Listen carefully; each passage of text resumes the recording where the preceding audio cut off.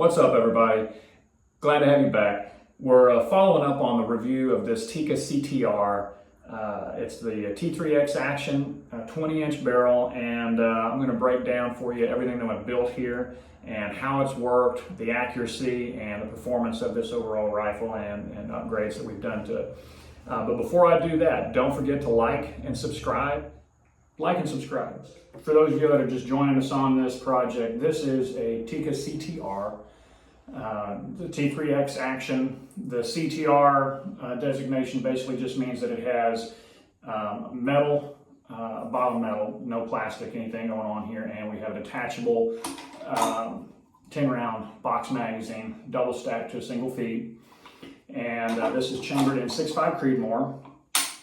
It has been removed from the factory stock and put into a GRS Fenris stock. It's been painted. I may do a video on how I do my paint jobs down the road, but it's topped off with a simple ARKEN EPL. This is their lightweight scope. It has a capped windage turret and the same elevation turret.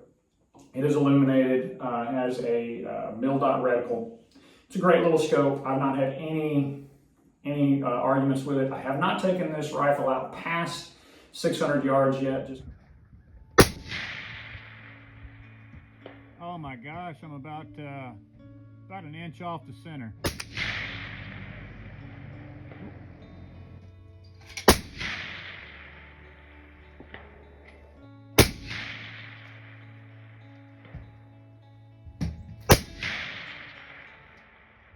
Having problems.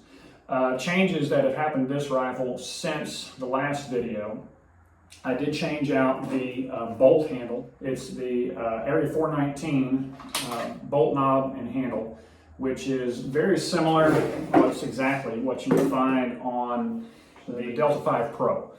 I always liked the way that looked. I liked the feel of having this turned back. I've shot Lee Enfields a lot. It has the same kind of concept as far as where that bolt knob lands in reference to the shooter's finger, which just makes for really fast follow-up shots. I can feel when I'm actually firing this gun, just right here, I can feel my knuckle right there, and I can tell if it's exactly where it needs to be, if it's closed. And I'm not constantly resting up here, come up here knocking that before I fire a lot. But being able to just touch that and feel it on my knuckle, if I can touch it and feel it, I know everything's good. I don't have to do anything else. The other thing that we changed is the addition of the GRS adjustable butt pad. So this one, it works so smooth. Pushing the button, slide it up, it cam locks, and it locks nice and solid. This is really efficient when it comes to shooting prone, especially if you're shooting up and you're laid down prone. Being able to raise that is great. When you're standing up and shooting with this kind of hybrid style stock, being able to drop that thing down is fantastic.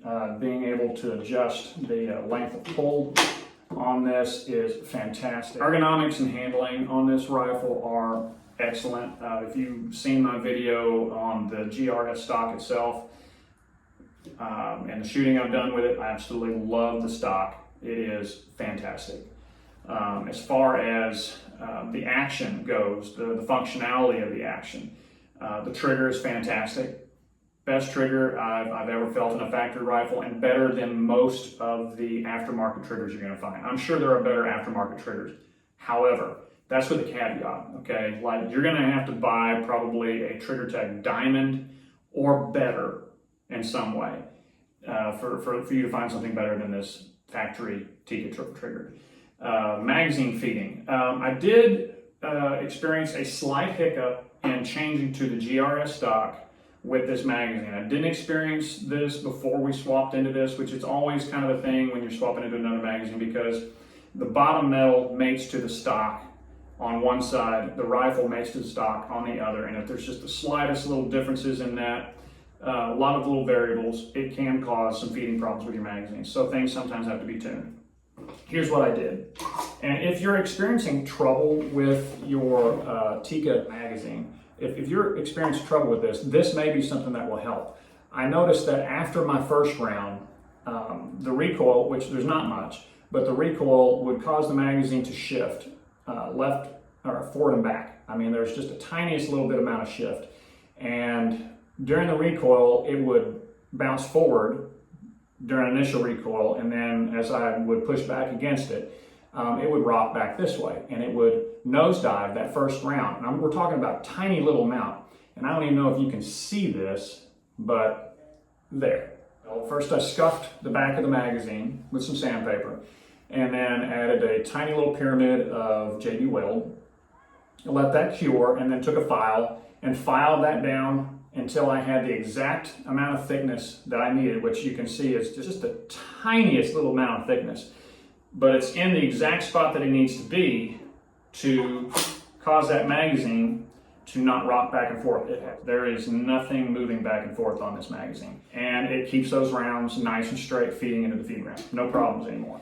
As far as accuracy goes on this rifle, this is probably the most accurate out-of-the-box rifle I have shot. To give you an idea of what I'm talking about when I say that it's a really good out-of-the-box shooter, every load that I've shot in this rifle has been sub-MOA. Every one. In fact, I have not shot above a 1-inch group with this rifle yet.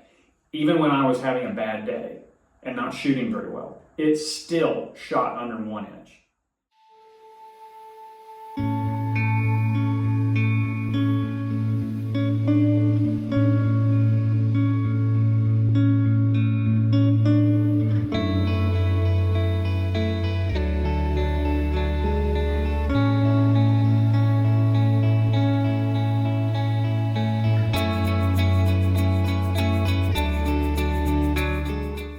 This rifle is a superb shooter. This would be what I would categorize as a no excuse rifle.